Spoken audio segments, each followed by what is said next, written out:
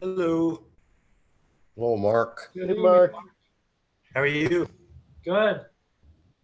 You building a fort down there? Yes, sir. Yep. Permission.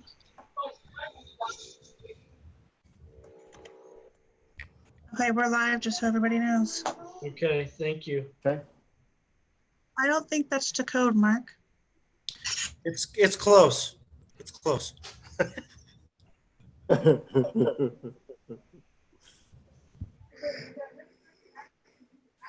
right, I'll be right back. Is that to keep the sawdust from getting in your HVAC system? No, that's to keep the kids out from turning the gas knobs on and off. Oh, That's a smart move. It's a smart move. good evening, Mayor. Well, hello. How's everybody doing? Good. So Hey, We're Hi, living the Trustee. COVID dream. Yeah, no kidding, huh? Hi, Jerry. Hey.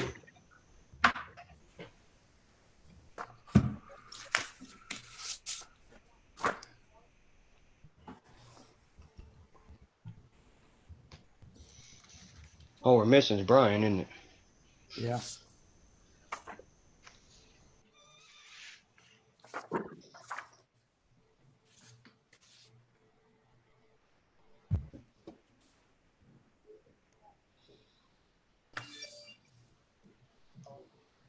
Did you get your house done, Bruce? No, No. That's job security. no, I don't want to talk about it. Okay.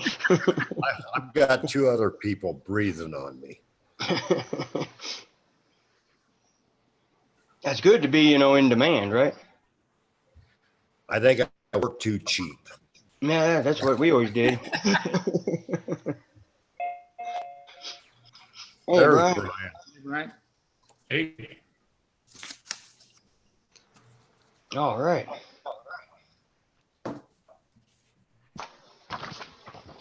We might be able to start right at 7 then. Oh, 7:01.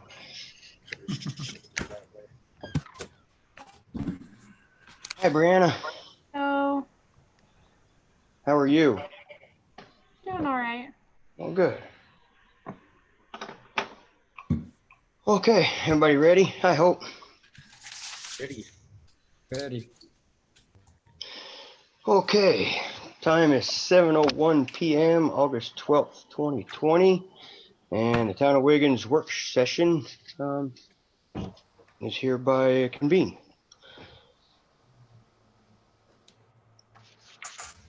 Okay. All right, first order is discussion on leasing the County Road P farmhouse. Great. Doug Erickson, one of our police officers, would like to approach me a week or so ago about leasing the farmhouse on Iowa Park.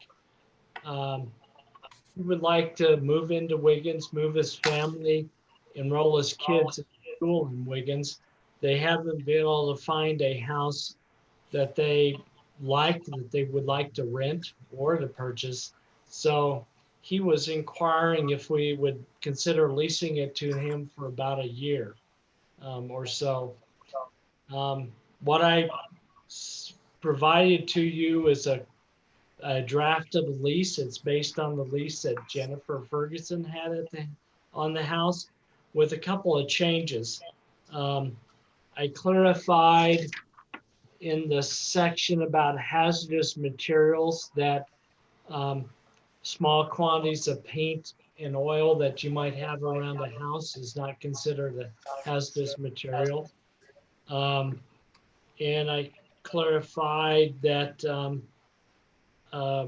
for major repairs like air conditioning, well, I don't think there is an air conditioner, but an HVAC system or a roof or something like that, the town would take care of. I don't think we should expect anyone leasing a piece of property to have to take care of something like that. I think it's a asset we need to continue to protect. And Doug is willing to pay all the utilities, where Jennifer was not paying for the utilities.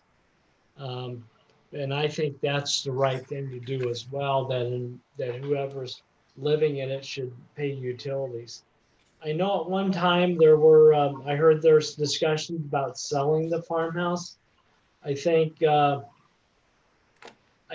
I think in the long term, and this can be a discussion down the road, but I think it's an asset that's worth keeping, or at least the land, because I would think 20 years down the road, potentially, we might have a need for a parks type facility, since that's right on the corner of the park, in the future.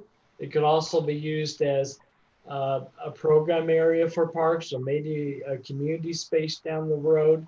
But I think it's something worth considering keeping instead of selling, and having someone in it for at least a year, and maybe it can be used for employee transitioning housing in the future. If we have a new employee that needs a place to live for a little while while they get relocated, maybe we can lease it to them. So there's a lot of opportunities, I think. But the immediate need is Doug would like to move into town. I think it'd be good to have another officer in town, full time. And I think it would help keep the house up. He would take care of some of the small things need to be taken care of. I've looked at the house. It's rough, but okay. It's livable. So is Doug.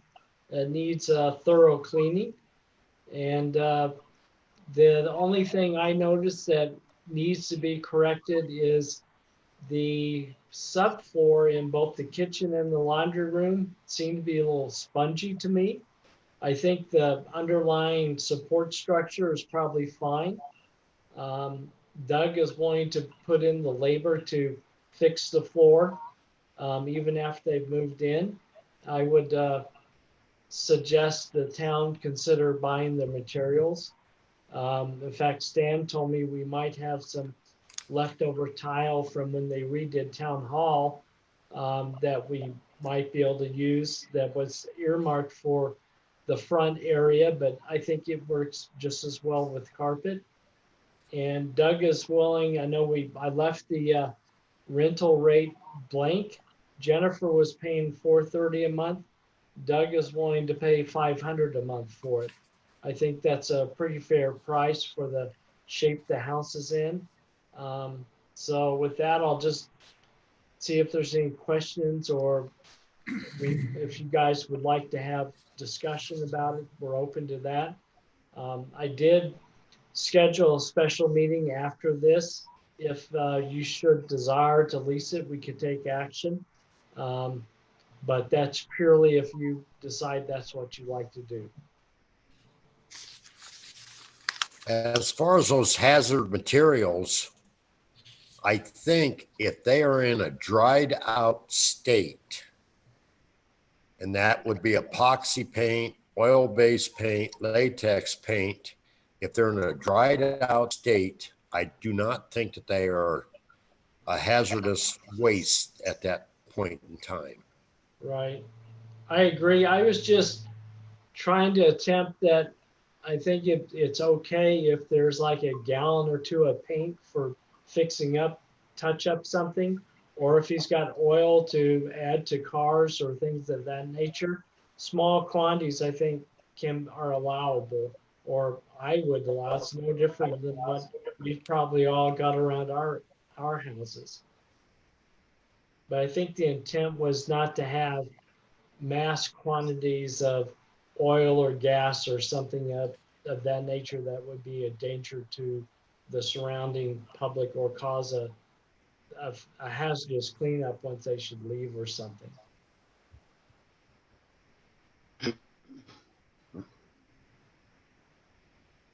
I think it's a good idea. I mean, especially for our police department to be this close for response time.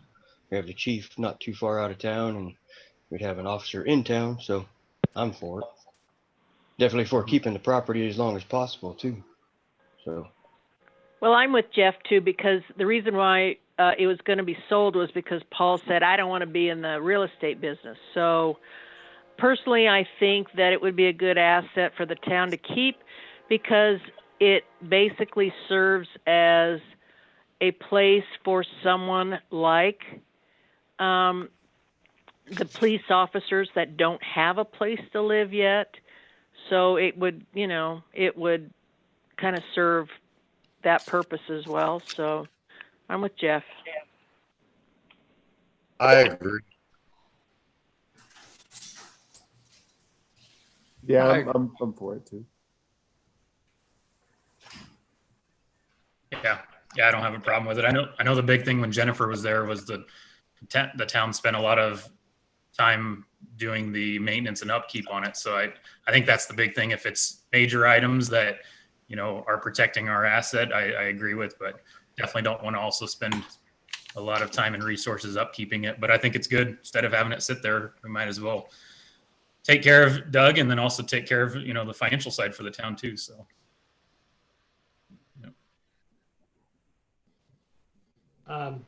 One thing I failed to mention, at some point in time, and I don't think we have to do it immediately, but I understand, and I don't know where it was put, but this house needs to be connected to the sewer system at some point. But I don't think that's something we have to do immediately for Doug to move in. We may need to pump the septic tank, but I think as long as everything's operating, I think we can do that in the future when we decide what we want to do with the house itself. Tom, I think that's something that we had to do if we was going to sell it. Yeah. Was connect to the sewer Right. systems. Since Okay. we're not selling it and we're renting it, I don't think that is a requirement anymore. Okay. At some Good. point in time, though, it will happen. Right. I do know the septic system's very old. We worked on it over in the past years when I was plumbing in Wiggins. So that might be the only thing. If get some activity in there, that might happen. Okay. The leach field either might fail or the tank might fail, something like that. And Do you then we know could address it at that time. Mayor, do you know where the tank's located? Yeah, it's straight north of the house, outside the one bathroom there on the north side. Okay. And then the Stan leach was- field's out Stan past wasn't- that in the ditch. Okay. Stan wasn't sure about that, so. Okay, great. Okay, then Doug's available if you want to ask him any questions. He was listening in, so. And he's available to address any issues you might, or concerns you might have. Okay.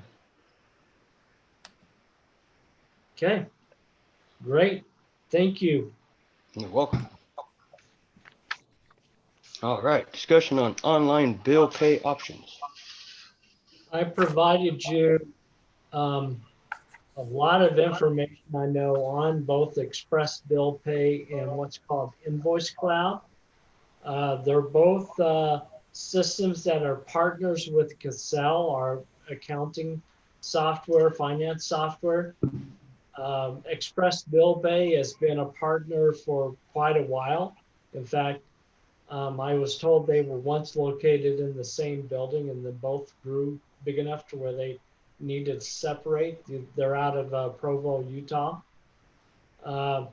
They both have the ability that folks can pay their bill by credit card or check online. They can also get paperless billing or billing statements sent to them.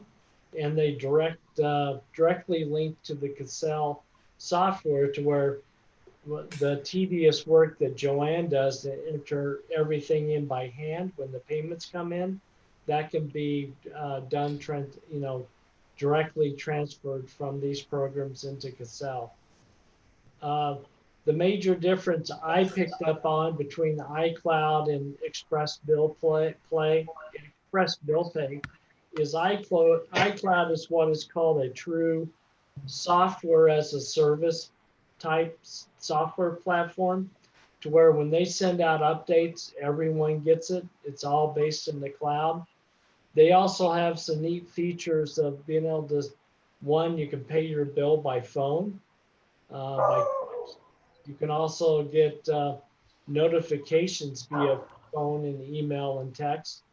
and we can send out specialized messages through iCloud. They both have got a cost associated with them. In fact, I'm waiting on what Cassell's setup fee is. The proposal from Express Bill Pay was both a recovery of the processing fees, similar to what we do now, but they're recommending maybe absorbing those, and they set up a model with that, or with a model with us trying to recover the cost. I did get late today a proposal from Invoice Cloud that both has the absorbed and the recovering the fees. They work mainly on the fee recovery because their clients have found out that they really haven't had a detraction from people using the bill play by having convenience fees. In fact, they sent me a case study of one town in Texas, it's quite a bit larger than us, that actually was on the fee recovery model, and they decided to switch to where it was, or vice versa. They're on the absorbing the cost. It was costing about $600,000 a year, so they switched to the fee recovery, and over about 3 months, they got close to the same participation. I think Wiggins would have some good participation. I think it'd be great if we could go to a lot of paperless billing, save the time of getting the bills out the door. But I think that there will always be a subset of folks that are not into the technology or still like the paper bills, that we will still have to send them out, and they will still want to drop off their payments. But either one can be useful. Express Bill Pay is more widely used. I think Invoice Cloud is relatively new. I'm still doing some analysis of the two programs, but I wanted to bring it forward to you as I promised. And it's something that I would like to consider as we're going into the budget prep for 2021, to try to either roll it out towards the first of the year or roll it out in the first quarter of 2021, and making sure that it will be a line item in the budget. Invoice Cloud takes about 3 months to get ready to go. Express Bill Pay can be 45 to 60 days. So I would just like to get any thoughts that the board might have on either platform.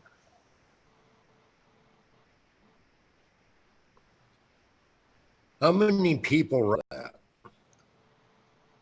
How many customers? When we did a survey, only about 6 people responded. I've heard of some new people recently wanting it. There's been a few people that have come to the board, I know, and asked about it.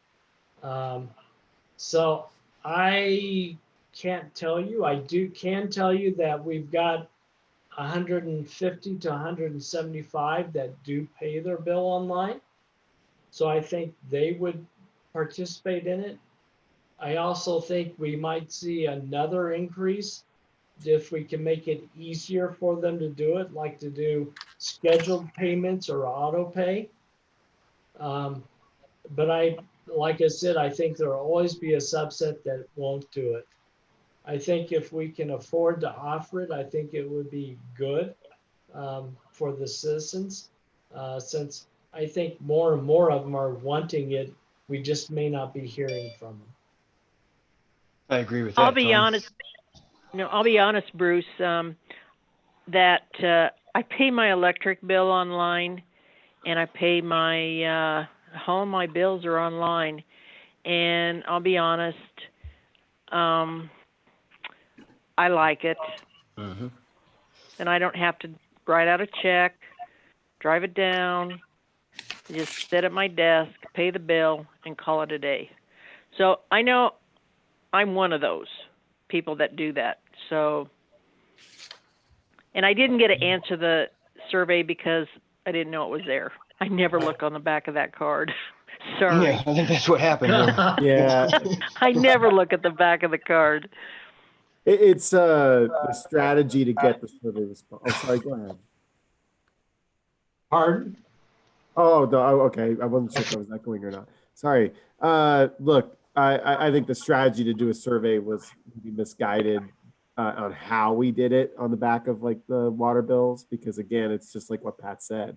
That being said, I'm just like you, Pat. I dropped my check off.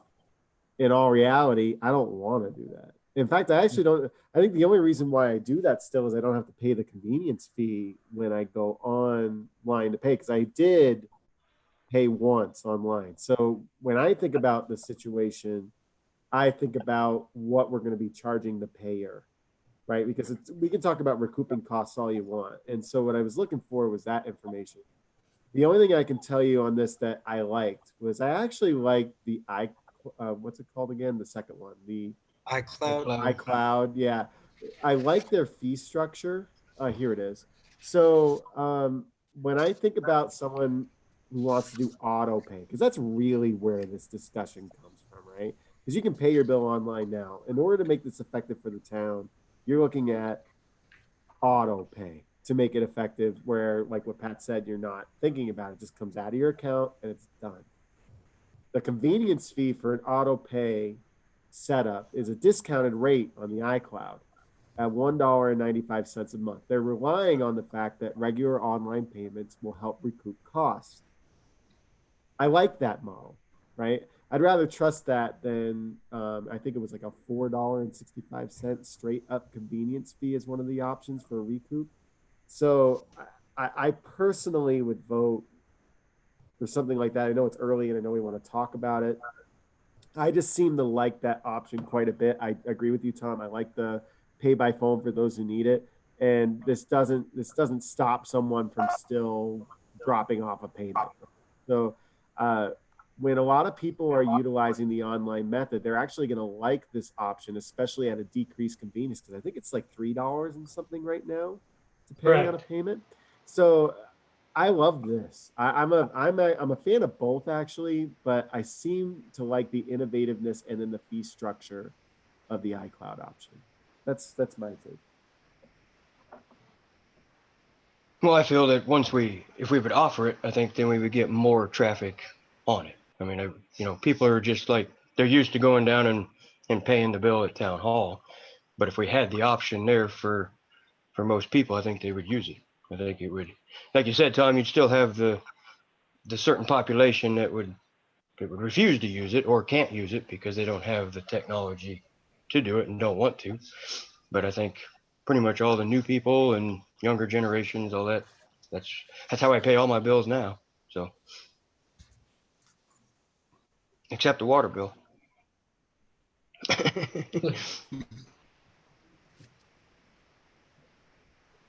Yeah, and I think the other convenience of it too is having the e-billing, because I know, like with my bill through Morgan County REA, I get the email notification of my bill before I ever get the paper copy in the mail, which if it's a couple days before you check the mail, so then it just shortens that time that people have to make that payment and more likely to have a late payment or something. So yeah, it's really just a convenience. I mean, I'm all for making it more convenient and appealing to a wider range. I do think more people would use it if it's available.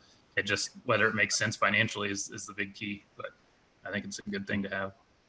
And with that system, we could also have the option, like REA gives you the option, do you want to discontinue your paper bill or do you still want to keep your paper bill? And we could allow that, offer that to our citizens as well. So yeah.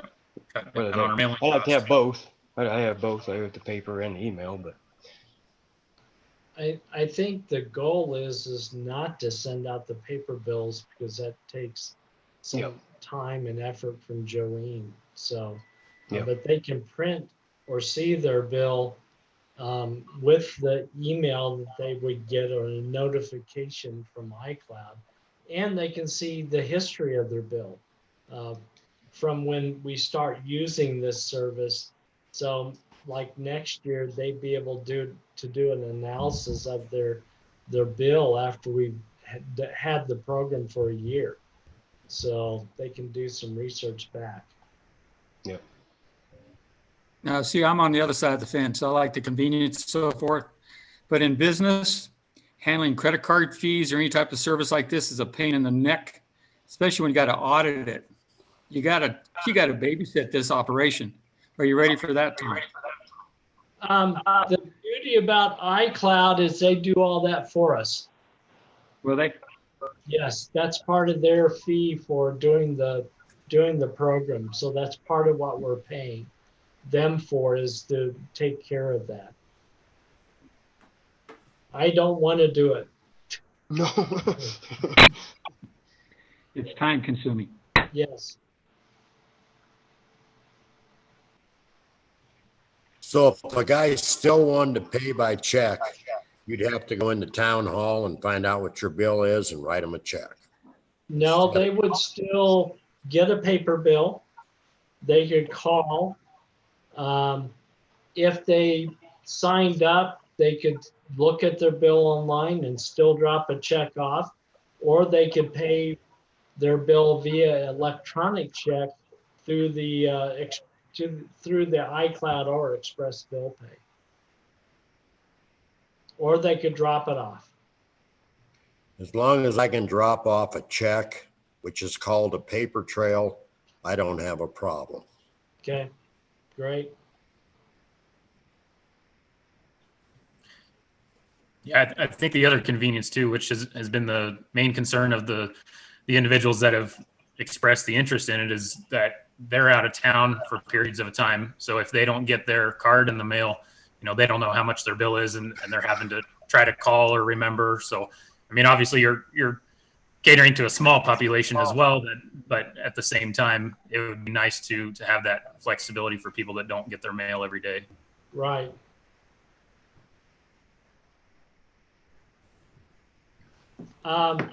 So I will go I was ahead. just going to say, on the topic that Brian was talking about, as far as people that are out of town, when it drops, that cost that it takes to be able to do that is significantly lower than the fine that they would be getting, which is pretty frustrating when you get that fine, I'm sure, for that individual.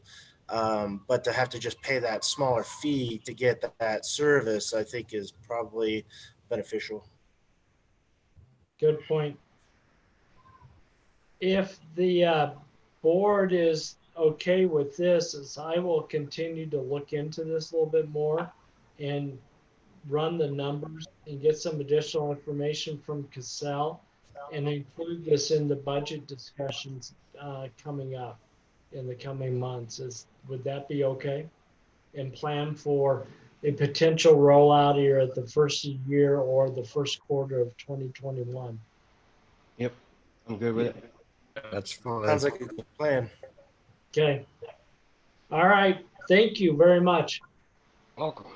Just to let you know, there are some other ones out there, and I just glanced at them, but these two directly interface with Cassell, and I think that gives them the advantage. So I didn't dig into the other ones too much.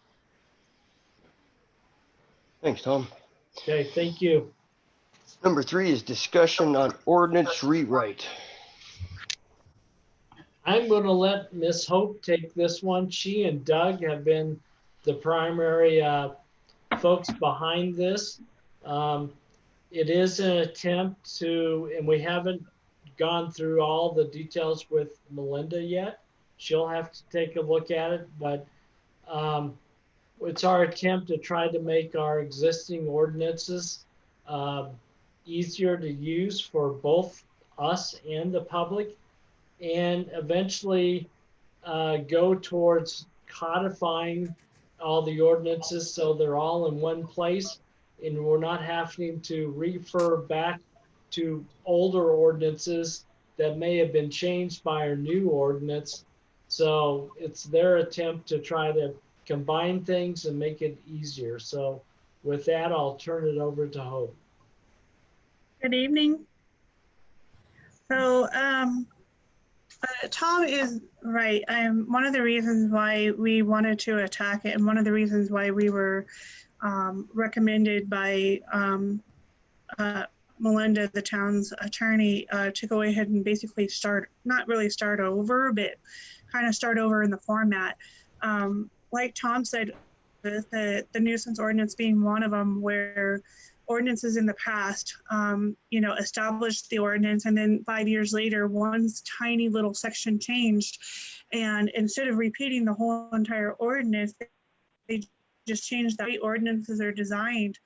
But when I go to put something on the internet, so that the public has access to it, it can become using to someone, because they might see just one tiny little section and not realize that there's more to it, on a previous ordinance.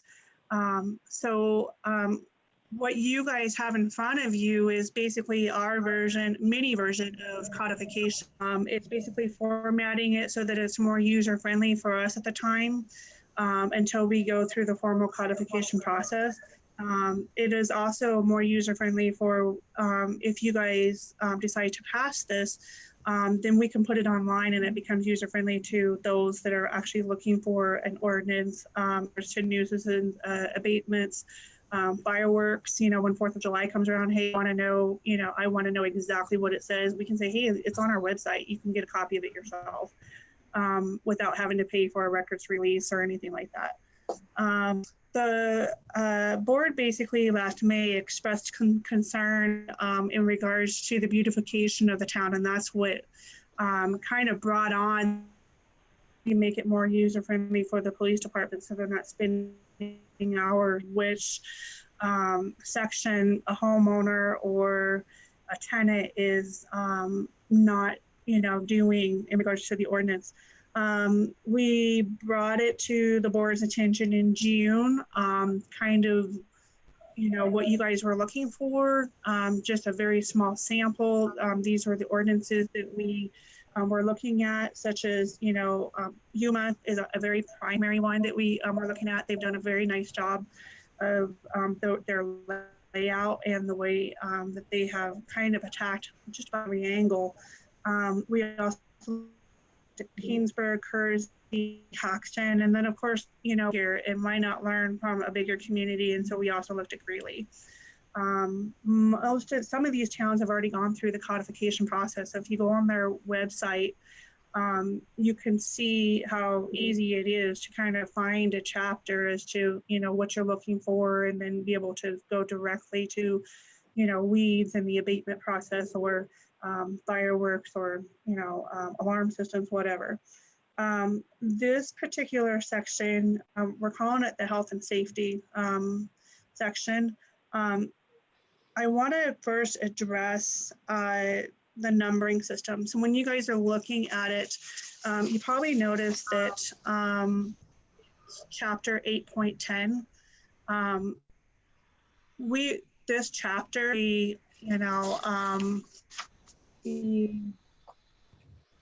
the weeds and the rubbish section, and then like 8.12 would be the next section for like abandoned and junk vehicles. So obviously chapter 8 becomes your health and safety, and the way that it's numbered leaves room, if you need to add a section within just 8.10, or if you need to add, say, 8.08, referring to something else that maybe the town has a concern about in regards to health and safety. But maybe it doesn't have anything in regards to weed and rubbish. On the side, underneath the title of 8.10 of weed and rubbish, you can see that it has all the different sections of this particular section. Underneath that, you see my first heading. It says 1.01, and then you see 8.10.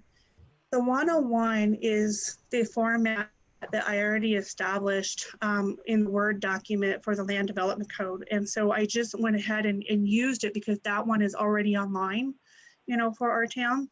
I kept the as 8.10, so you can kind of see how Yuma has created their, their chapter breakdown. I did talk with Tom earlier. We're still trying to decide if we can go ahead, and we'll have to go ahead and say, okay, this is the weed and rubbish, ordinance, and we're titling it, and we're numbering it this, or if I have to use basically the land development type format until it's officially codified. So that kind of explains to you, of what the 1.01 and the 1.02 is all about. Underneath each one of those, you see like, A and then 1 or B, that formatting would stay the same underneath, the 8.10 if we were able to adopt that type of numbering system right away. So it makes it easier for the police officers or the zoning administration to, cite people as far as, finding, obviously, if it's a weed abatement, I know that I'm going to go to this particular section. If it's a fireworks, I'm going to go to the fireworks. And it's very clear on definitions. We've added some definitions and whatnot. So that way there's no room for, well, there's always going to be errors, we're human, but a little bit more clear as to what the process would be for, abatements and or payments or penalties and fees and how, what they're going to cite people on. You'll also notice, especially in these first two sections, there are many definitions that are very, very similar. I'm going to use, in the first section, you have garbage, you also have junk, you also have refuse, you also have rubbish, and you have trash. When you're reading those, you'll know that they're all very, very similar. So yes, we adopted, when Doug and I were going through this, we really liked how Yuma structured it, but we also know that Wiggins has a very unique, community versus what Yuma has. I mean, they're further out east than we are. So we might have something that is, pertinent to our town that maybe isn't to theirs. For example, they do collect trash. Their municipality that's part of their utilities. We don't. So maybe some of, these garbage definitions may not pertain to us. I went ahead and put them in so that you could see the difference between these definitions. Some of them are ours, some of them are Yuma, some of them are Haxton's. They're not designed or all of them to stay. That would just be confusing, I think. It's more put in there so that you could see that or condense some of these down so that there's one definition that covers all of them. So that's why you see some that are very familiar. Something that Tom and I talked about earlier was the possibility of doing a chapter that's specifically for definitions. This would be used for not just our land development code, it would be used for all of our ordinances. If anything was defined, it would go into a definitions tab. With every ordinance, there's usually some sort of definition that it wants to be able to, like I'm going to pick on alleys for right now. I actually took that directly from the land development code, and I did that intentionally. Because if it's worded a little bit different and it's the slightest variation, that could cause problems whenever someone's being cited for something in the alley. Well, your land development code says this versus, the ordinance for weed and rubbish says this, not that I'm trying to cause loophole, but it just allows us to have a little more clarity when we're looking into things.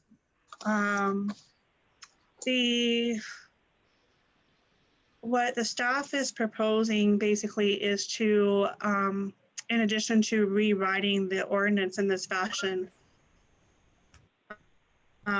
is also to needing a zoning compliance person. And in the staff report, I'm listed as a person, but I am going to extract that. Not that I don't want to do it. I may not always be here. And so instead, I want it to be reworded as, planning and zoning department and or the police department. As planning and zoning administrator, I'm very aware of a lot of these ordinances and such forth. And in most, not municipalities, and a lot of them, you have a zoning administrator that does go out and do these sorts of things. I think in honesty, in our town, it'd be a team effort. It's almost too much for our police department to stay on top of it, but at the same time, it's too much for just, someone that is just the sole person in this department right now. Obviously, I think all of our departments are going to grow in the near future. And if that's the case, then, it's going to be very useful. We also recognize, if you made it all the way through some of these ordinances, there is a tier factor. So we do have some people that have weed abatements every single month. And all fee, we're suggesting a tier. So it might be, and I don't remember what our fee structure was, but it might be like $50 for your first time, and then it might be $100 for the next time. And we've already kind of talked about a structure of creating some sort of Excel point person, here in the office that, when a citation is written, then, we would, have a record of how many times they've had, an incident in 1 year. I do believe that it would start over each year. So, when 2021 comes around, then they would start with a clean slate. That's my understanding of it. There is no fiscal impact except for the cost of, staff and attorney review at this point, and to prepare the ordinance. Obviously, later, if there's a codification, there would be a cost in that, but that's down the road. Basically, the trustees need to understand right now that the current structure and revision, that this would be, if you guys are okay with the way that it's currently structured, or you, after asking questions, if you're satisfied with the direction that it's going, it won't come back to your plate in September on a workshop. Instead, it'll come to your plate at the end of August for the potential of approval. If you feel like you need more time to review this and come back on traditional concerns, questions, or ideas, then we'll bring it back to you at the beginning of September on another workshop. From me. What's considered an abandoned and junk vehicle? By definition, one of the biggest ones is if it doesn't have a tag, a current tag. That's the way if they're not licensed, then they're not drivable. Yeah. Basically, if it's not drivable on the road, it doesn't have wheels, it doesn't have current tags, maybe the axle's broken, or windows are all shattered, whatever, it's pretty beat up. The ordinance does give some exceptions, because we do know that we work on older vehicles, as far as like an antique car or a truck or something like that. In the ordinance, I believe that it states that, they could go through a process of permitting. That is a question that, I know that I have addressed to, Tom, and also to, Chief Miller, as regards to what does that look like? Do the people have to come into our office, to that permit? So that's something that we're still working out. I do know the ordinance does state that if they're working on it inside of their car, or I'm sorry, their house or their garage, or their, maybe they have an outbuilding or something like that, it's out of sight, then that's acceptable. But basically, there's some small leeways, we're not going to be like, oh, it's, you can't drive it, and we don't care that it's going to take you 2 years to fix it. There's some leeway. But then you'd still have tags on it, right? Yeah, typically, if I understand correctly, I mean, it has to be, if you're working, like, say, on an antique truck or something like that, you have to get it to a certain degree, before county will even tag it. So, that's where the order use some leeway. Right. And I guess it would also, be how much junk is around the vehicle. If you have a lot of junk around the vehicle while you're fixing it, then that's going to be of concern, especially if you're doing it, like, say, in your front yard or something like that. So there's got to be some, especially with a junk vehicle, depending on what they're doing with it, there's got to be some leeway. So just a little. Thank you, Hope. Yep. Any other questions? Well, I've read through the last documents that you sent to us that had the different examples from the different towns. I think this looks really good, really clarifies a lot of the definitions, what is expected. The numbering system makes sense. I think you've done a really good job. And along with, I like what you said about bringing the definitions over from, the other codes that we have in town, so that all the definitions align with each other, which makes a lot more logical sense, I think, to me. And then once it's approved and implemented, to have that on a website for people to access to clarify that information is going to be really helpful, just to have everybody on the same page so that we know what is expected of each of us in our situation, whatever that situation looks like. So a lot of things that were incorporated were a lot of Yuma and Wiggins together, especially with those first two that you see. The last two, a lot of those is just strictly Wiggins. I just reformatted it to where it looked better. There was very few changes that I made in regards to fireworks and also alarm systems. Believe it or not, Wiggins already had an ordinance in regards to alarm systems that the homeowners are required to, let the town know. And if there's any false alarms, then there's a fine. So that was something that I discovered about probably 3 to 6 months ago. And it was kind of like, wow, we have an ordinance. It's pretty old, but we do have an ordinance in place. And so I just added it to it because it has never been repealed. So therefore it goes in.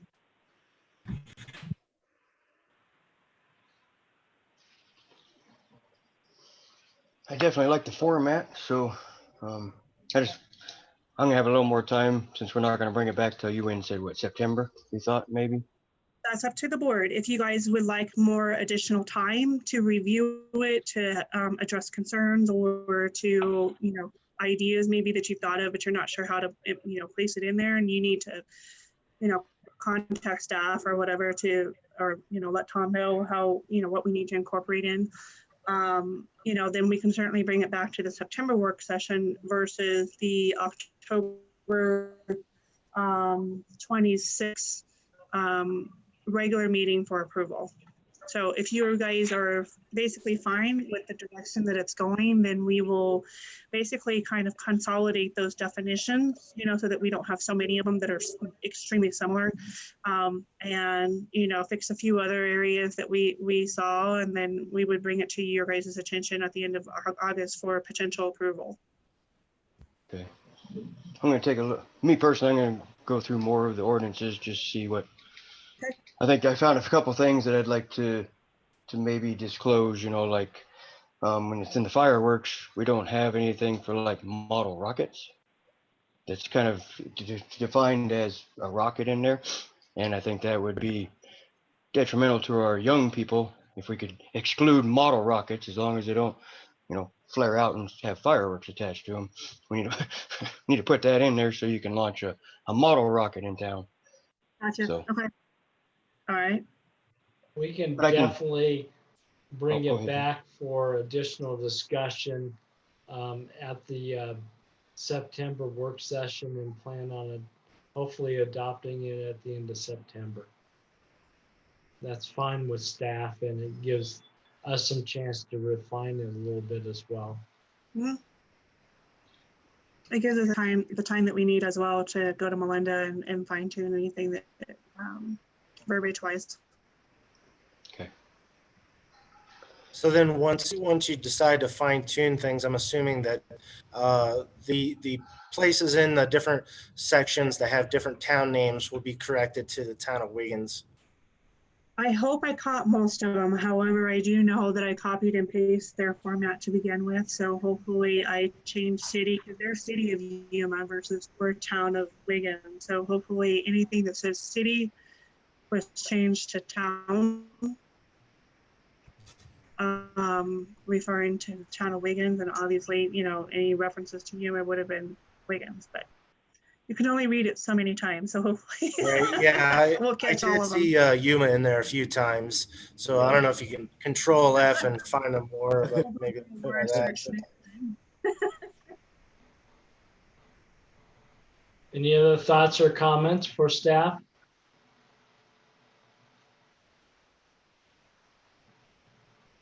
I'm good with the direction we're going.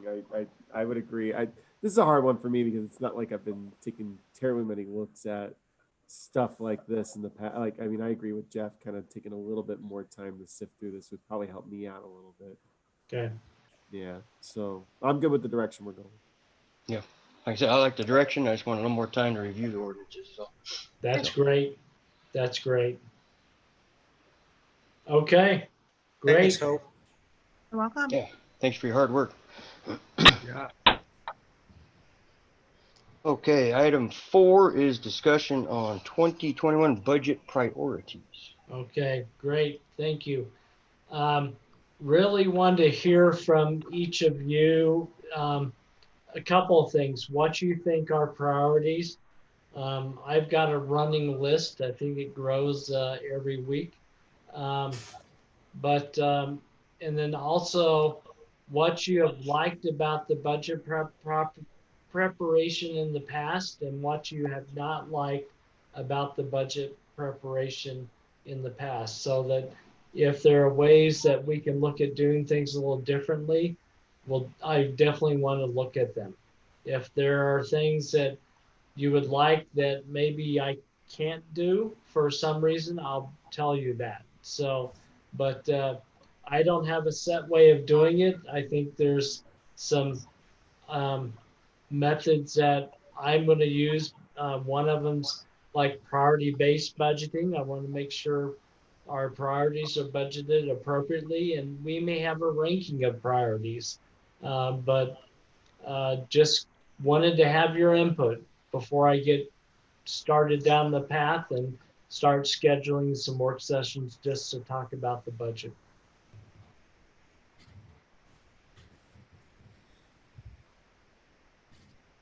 Well, in the past, I didn't like how the budget was presented to us in the past. It was just done on like a spreadsheet, line by line items. Nothing was prioritized. Nothing was set here or there. I mean, it was like water, sewer, general, end.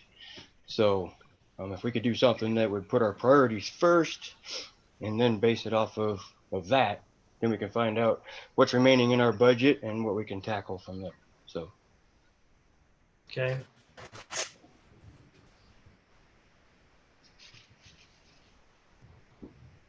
Yeah, I like that idea of a priority-based budget. Along with focusing on how we're going to create new income to be able to pay for these large capital projects. That's been a concern. The other thing that comes to my mind while we're talking about it is, inventorying anything that the town may be able to liquefy as far as assets that aren't being used or equipment, parts, pieces, things that we have no use for or may not use it in the next 5 to 10 years.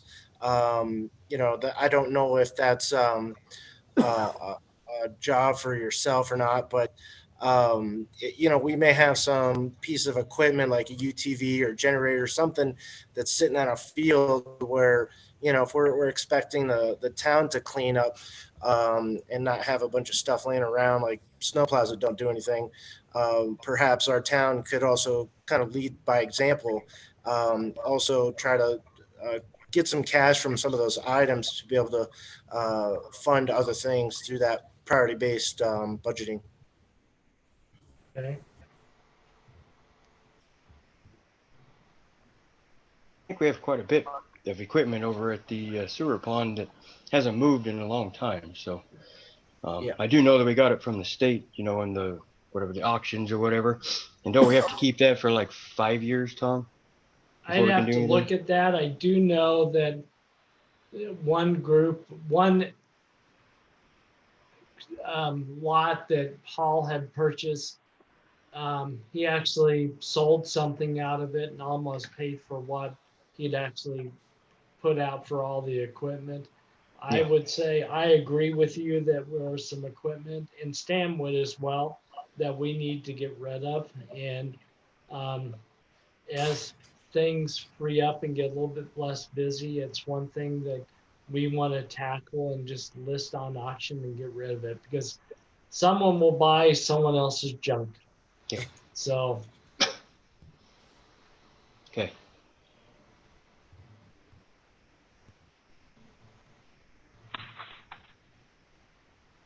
You have anything you want to add, Pat? Nope. Just No. that same thing that you addressed. The way we were presented it, I did not like that. I mean, we were given a spreadsheet, and he basically said, this is what it's going to be, and we just really had no say in it. And so I think the biggest thing is I want the board to be actually to have some kind of input to what they want to see and how they want to see it. okay. I'll just say I'm limited a little bit on how we can present the budget. There are some basic things how we have to format it. But I think as we discuss it, we can break things up to where we are looking at priorities, and I'm able to tie them back to the budget itself. One thing that I've noticed in the budget, and I'm going to go through the budget, is there are things that we have to purchase or things that we may even get revenue from that I have found hard to match up. So as of late, when I find something like that, I'm actually creating new GL codes with the help of Brianna and Lorraine, and trying to set up where I think things should be so that they're transparent to anyone looking at the budget, instead of you having to go, well, what really goes into that? So I think that will help the board as well. Tom, where are we on the budget as far as this year? Lorraine just sent me June's, and let me grab it.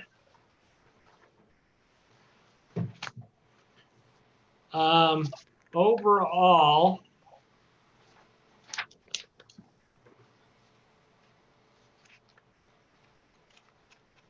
we are, and June is about was a halfway mark. We're at about 35 or 40% on everything, but there are some line items like our water sale, and that's just for the general fund. The sewer fund is looking good. The water fund, I do have some concerns about, because I think we're a little bit behind on the water sales, and I think some things may not have been estimated correctly.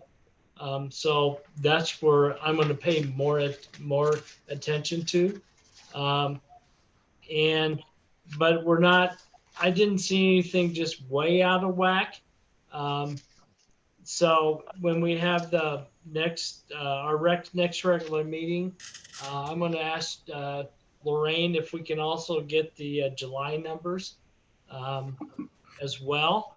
We may not have all the sales tax in by that time, but we're actually ahead on sales tax and use tax of what we thought we would gain this year. Okay. That's what I was wondering about the sales tax with the COVID-19 and everything going on. It's good. So, but yet our water, we're down just a hair on water sales. But it may pop up in August when we get the August numbers, because it's been so hot. Yeah. Does that include the tap fees and that, or? No, that's just water sales itself. Okay. The tap fees are looking really strong.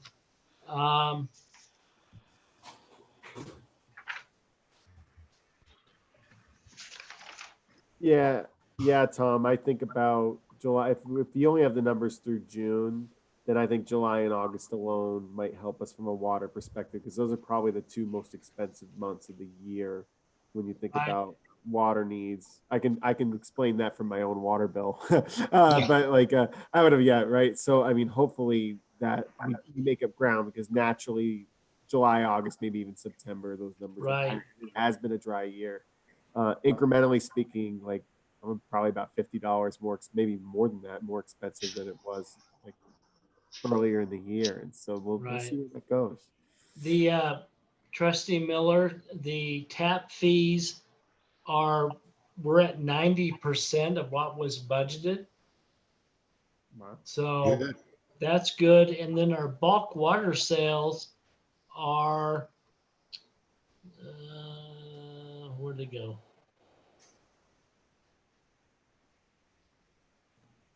No, customer deposits are up as well. So I think things are looking good from that standpoint. So um, it's just, the water sales themselves, we're just under 50%, and I thought we might be higher.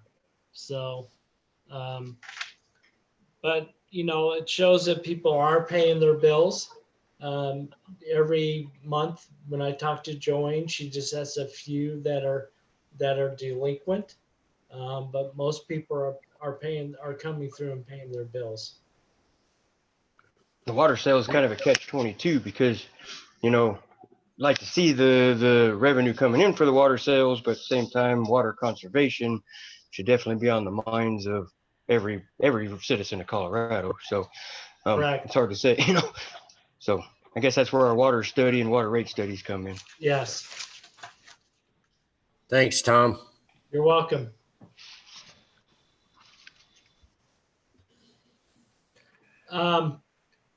Would it help the board if I put together a list of the priorities that I have in my mind that we need to be looking at, and then it will jog your memory and maybe to where there are things that you might want to add, or if there's a program you think we want to consider in the future.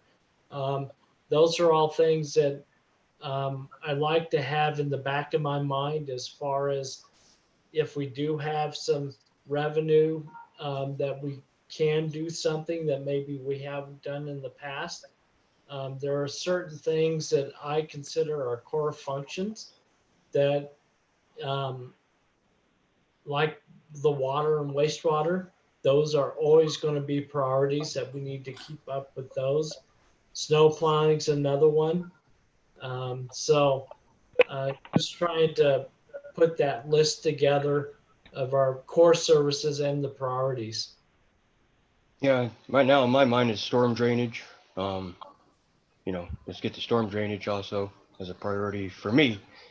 And that's where if I can also at the same time put together the budget or to follow the budget shortly, is to put together what I've talked about as that big capital improvement plan that shows what we need to have done with the infrastructure, starting with the pipes in the ground and going on up to paving streets. If I can put together a big picture of what those costs would be, maybe in the future, and maybe we can start looking at setting goals on when we want to try to do certain things, and then also look at what type of revenue do we need to generate, or can any of these things be done with matching grants or something of that nature?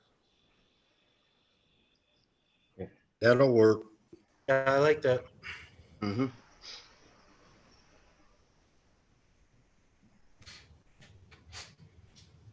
I'd kind of like to hear what Jerry has to say. I mean, he's done business and done budgets and all that, so I'd like to hear what his thoughts are. That's a bucket of fun, man. Isn't it?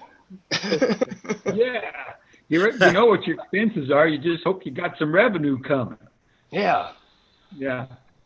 But no, I just like to listen to you guys who've been on the board for a while as far as what needs to be done. You know, if you don't have any information, you got no clue what's prioritized or not. If I understand the storm drainage, I understand the wastewater. Yeah, just the water tower, you know, additional water storage. That's critical. But yeah, I agree with Tom as far as coming up with the priority list. This gives me an idea other thought processes, what's going on,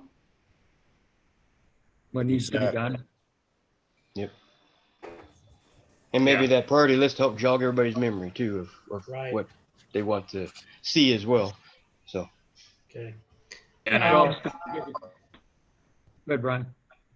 yeah, I was just going to say along the lines with the priority based, I think that's a good idea too, because there's a ton of line items that just have, you know, a little bit of money set aside for it. And it's stuff that probably haven't done or won't do for a while. So I'd rather see us reallocate those funds to more bigger projects and more important projects. Not to say those aren't important, but I think there's better use of the funds elsewhere for sure.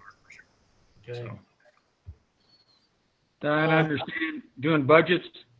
After 6 months, you get to look at yourself in the mirror and ask yourself, what were you thinking? You know, just simple things like that. But it does give people an open observation as far as what needs to be done, how to get there. Would the board be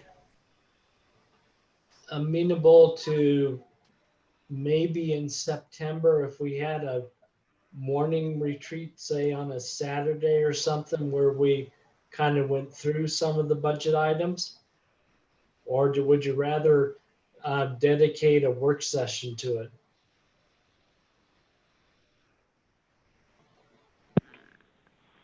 My worry with a work session going into the evening, the later you go, I just wonder how we're going to be able to kind of keep the necessary focus.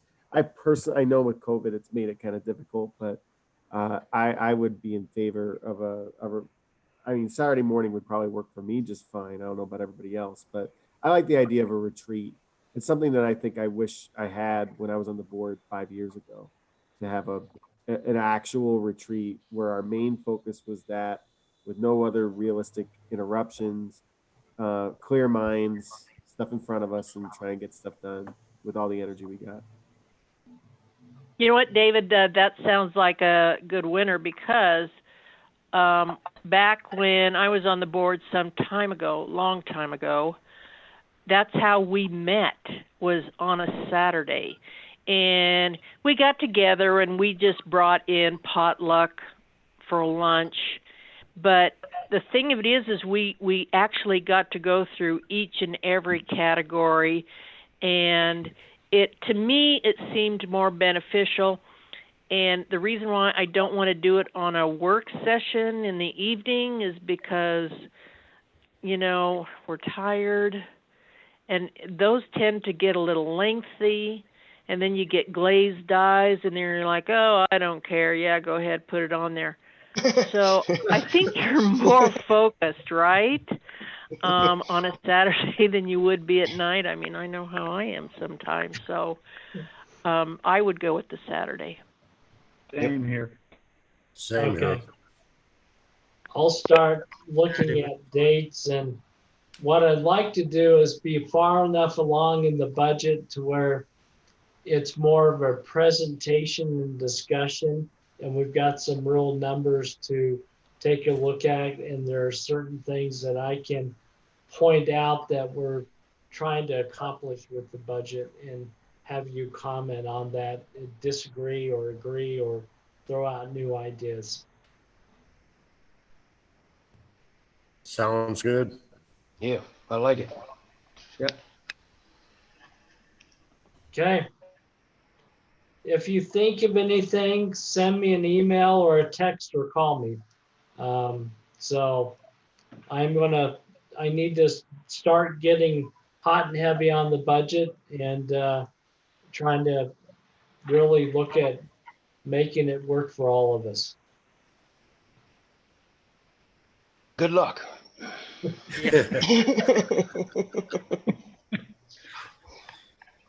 Okay.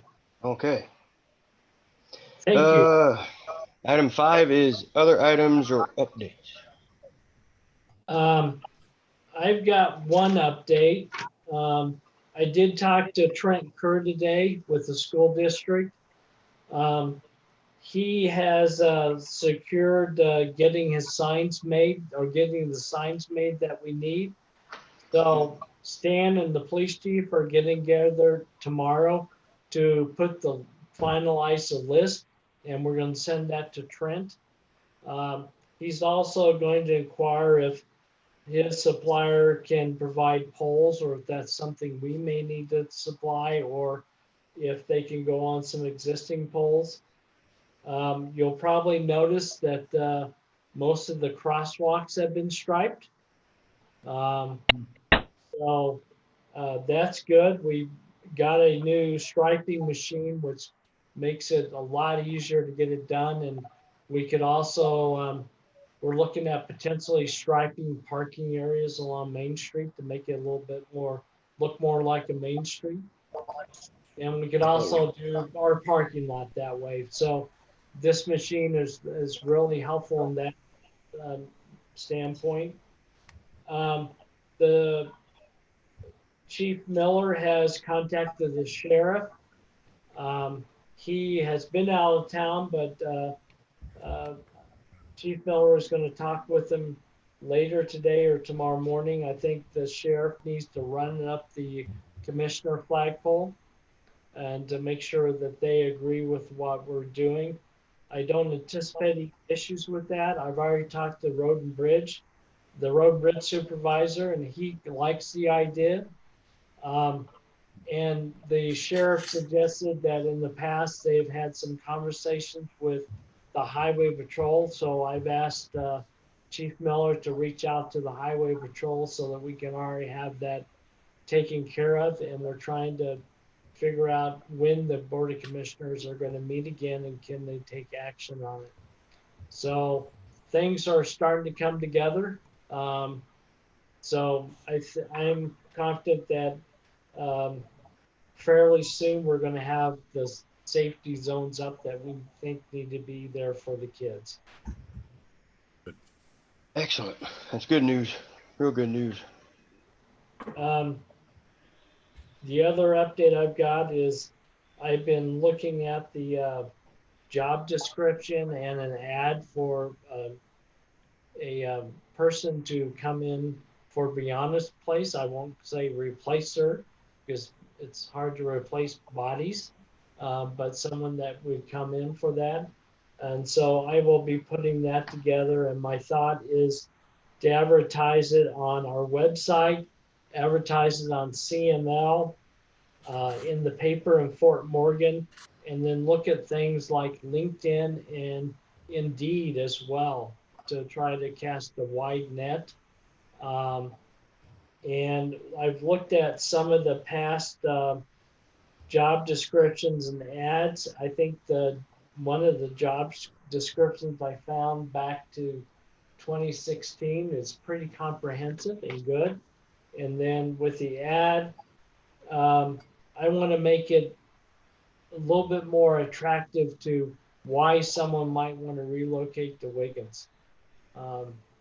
So that's the direction I'm heading. Both Hope and Joanne are ready to step in and are working with Brianna to make sure that we can get things done and not miss a beat. And Lorraine is going to give us some assistance as well. So I'm thinking about a plan B of what happens if we don't get a good candidate. And as you've heard me say, is I don't want to hire a body just to hire a body. I want to get the right fit. And then I would like the board to consider if a couple of you would like to be on the interview panel, because I don't want to do it just by myself. The clerk is appointed by you. And depending on how many applicants we have, we may have a couple of rounds. So I'm moving forward with that. Yeah, I would volunteer to be on the board for that too. Okay. Tom, I can be on it. Okay.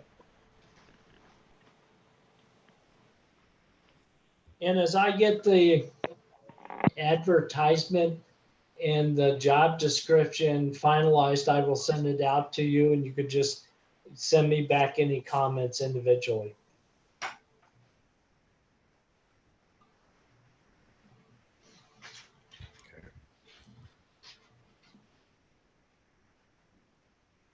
No other items?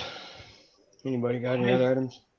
No, but I am going to say publicly to Brianna, we're going to miss you and best of luck as you're moving forward. Her last day in the office is Friday. So I think she's looking forward to motherhood again, even though she's mother. And she's also looking at her new career with a dental hygienist. Thank you, Brianna, for all your hard work that you've done while you've been here, and wish you nothing but the best of luck and good luck in your dental hygienist and being a mom again with a little tiny crying baby. Thank you. I can't wait. Thank you. Congratulations. Thank you. We sure enjoyed having you. Oh, thank you, Pat. And I'll be around, so I'll come in and say hi, and I'm here if you guys ever need me for anything. Well, thank you. Yes, Appreciate thank that. you, Brianna. Yeah, thank you, Brianna. Appreciate all your support and effort that you've poured into this town. I know you've done a lot of hard work for a lot of different things and taken care of a lot of different things that haven't been taken care of, but really appreciate that, and hopefully you're successful in your future. So good luck. Thank you, Mark. I appreciate that. It was nice working with you all. Same to you. It was a pleasure working with you too. Same here. Real pleasure. Okay. Item number 6 is future agenda topics. One thing I would like to maybe discuss real quick, see if the board's open. I brought it up a couple of times and it's been shot down by the past board, not by this board, but by the past board. I feel that the town needs a sidewalk ordinance. We've got enough sidewalk in the original town, and with people in wheelchairs, handicap, elderly, we don't have anything that says, people need 24 hours to go out and clean off their sidewalks. They have it in, the HOA at Kiowa Park, but nothing in our town. And since we don't have anything, does that leave the responsibility up to the town employees to go around and take care of all the sidewalks in front of people's houses? So we just need to set it out there, set a standard that says, hey, you have a sidewalk in front of your house, get it clean within 24 hours so it's safe to travel on. Yeah, completely agree, Mayor. My only question would be, would that be then added to the document that we were just showed tonight? Like, would that be, that be the appropriate place to put it? It would be someplace else. Yeah, that's what we, Okay, yeah, then, yeah, I'm all for that. Most towns have that. And of course, we're looking at eventually, after a drainage plan, getting that all figured out, sidewalks in town anyway. So might as well get it in. Yeah, exactly, because they do have that in town. I mean, you have 24 hours to get them cleaned. And how would that work with the HOA out at Kiowa Park, Tom? With our ordinance, would we be able to go around and then write the citations out there, or what does that work with the SAS or Yes, IGA? we would. The way HOA regs work in conjunction with town ordinances is town ordinances set kind of like the standard, similar to the state statute sets an ordinance or sets a standard for towns. We can be more restricted than the state, but we can't be less restrictive in most cases. And then similar, an HOA can be more restrictive than the town, but they can't be less restrictive. So I see no issue with us having a sidewalk snow removal ordinance and putting that in place. Okay. Yeah, the board's okay. I don't see an issue with it. Like you said, David, most towns I think already have that, and it's just kind of one of those common courtesy things. If you got a sidewalk in front of your house, when you shovel your driveway, you shovel your sidewalk too. So Yeah, I like that. From Okay, we'll definitely bring that forward. I'll talk with Hope tomorrow about it, and then see if we can add something real quickly, or if we'll need to have it follow the new nuisance ordinance. And then on my list, we've got the ordinances coming back, and then I think for the next couple, I think we're going to be talking about budget quite a bit. So get sleep before the meeting, yes? Be rested. Okay, anybody else have anything they want to bring to future topics? All right. Well, that takes care of that one. And now that we've decided, I mean, I think it was kind of a board consensus that we would rent the house to Doug.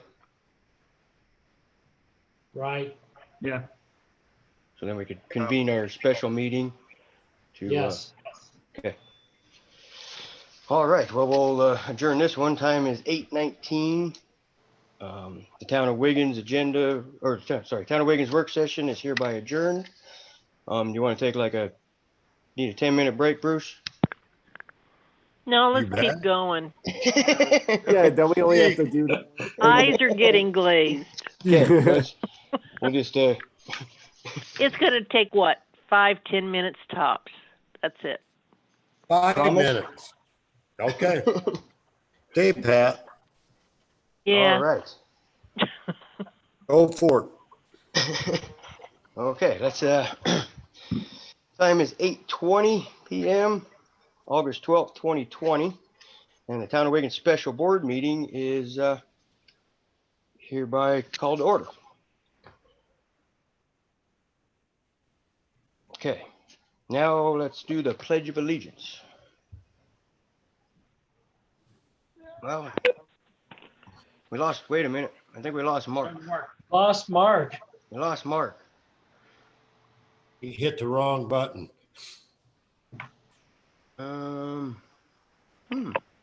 He thought we were taking a 10-minute break. Let's hope not. He's back. I see him. You're back, Mark. Yeah, my connection froze. You got You your got your, flag? You got your flag? Oh, flag. Yep. All right. Okay. Pledge allegiance to the flag By the United States of America, to the to republic the for which it stands, one one nation, nation, under God, God, indivisible, with liberty and justice for all. Thanks, Mark. You got it, Mayor. All right, Brianna, you want to do the honors of roll call, please? All right, Bruce Miller, Here.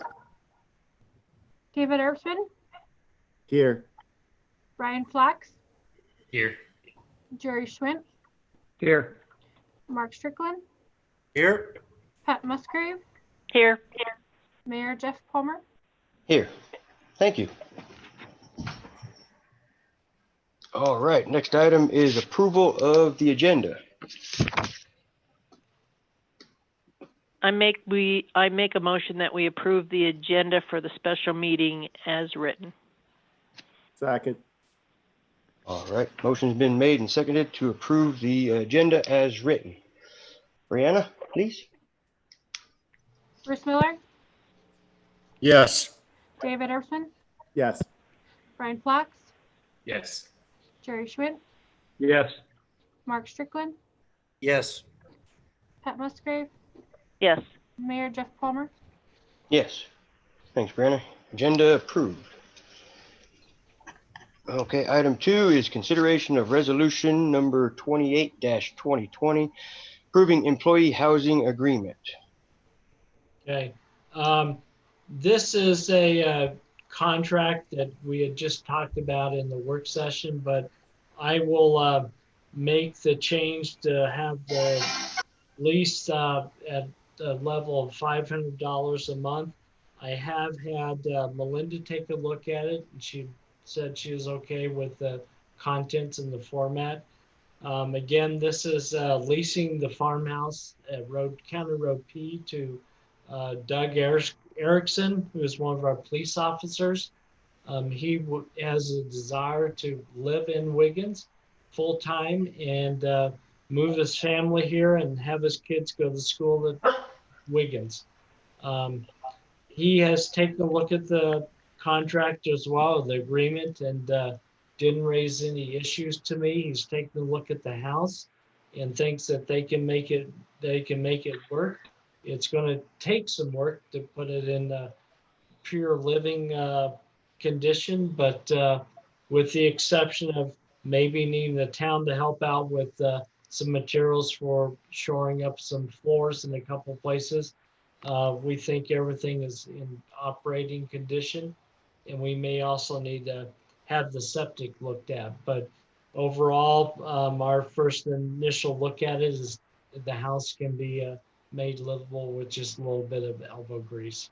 So I have prepared the resolution such that either the mayor or I can sign the contract. So we'll get that in place tomorrow.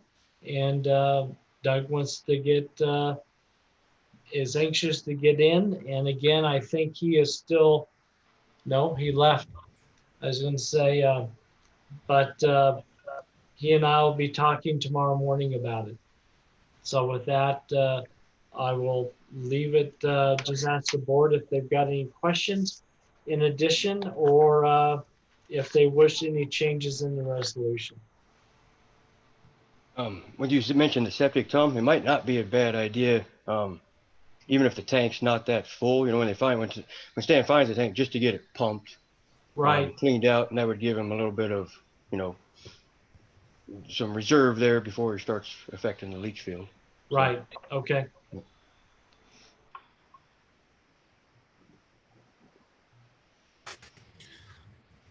I just have a question on the rent.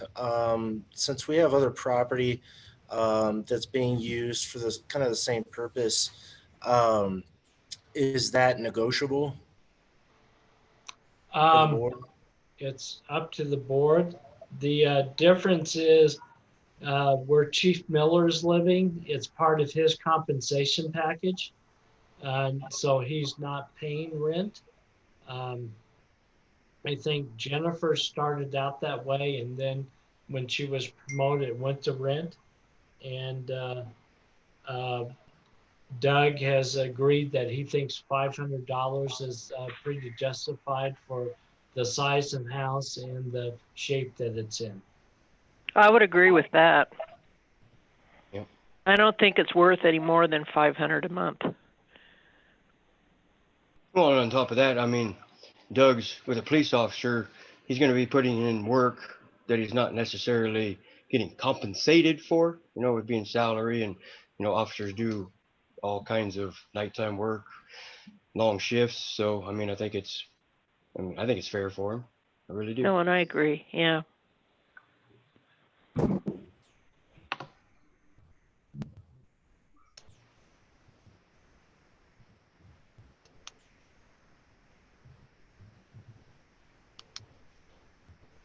Anybody else got anything?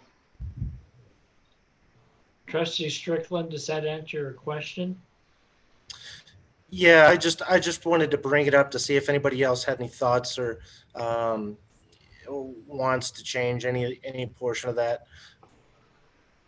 But it sounds like there's a consensus.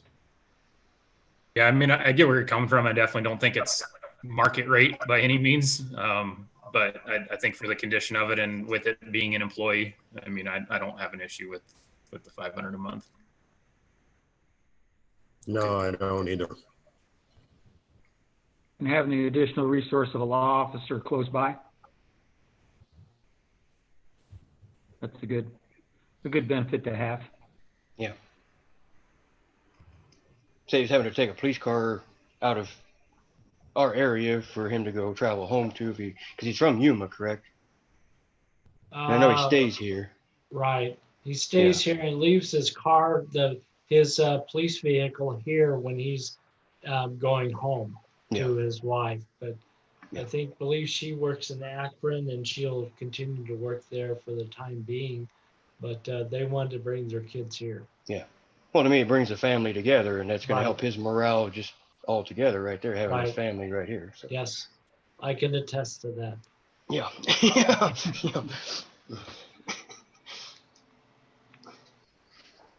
Have any of the mechanicals been checked prior to occupancy, just to make sure everything's safe? I will say I don't believe so, but I have been told that within the past year and a half or so, I think Trustee Miller had mentioned that we had done some upgrades to the HVAC, and the hot water heater is only about a year and a half old. And if Doug encounters any problems that are major, I think he will identify them to me, and then I would bring it to you if we need to really do something. But the lights work, so at least when I was there, I think we had an incident with I think Kenny or someone hit a power pole and some wires got pulled out, but that's getting repaired. So as far as we know, everything does work. Okay. And we do have working carbon monoxide and smoke alarms and all that.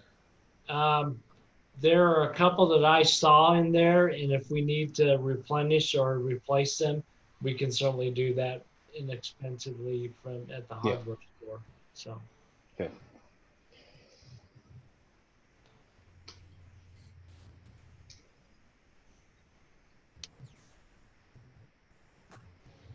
Oh, we need a motion. So if everybody's ready, we can. I make a motion to adopt resolution number 28-2020, a resolution approving employee housing agreement. I'll second that. Okay, motion's been made and seconded that we approve resolution number 28-2020. Brianna. Bruce Miller,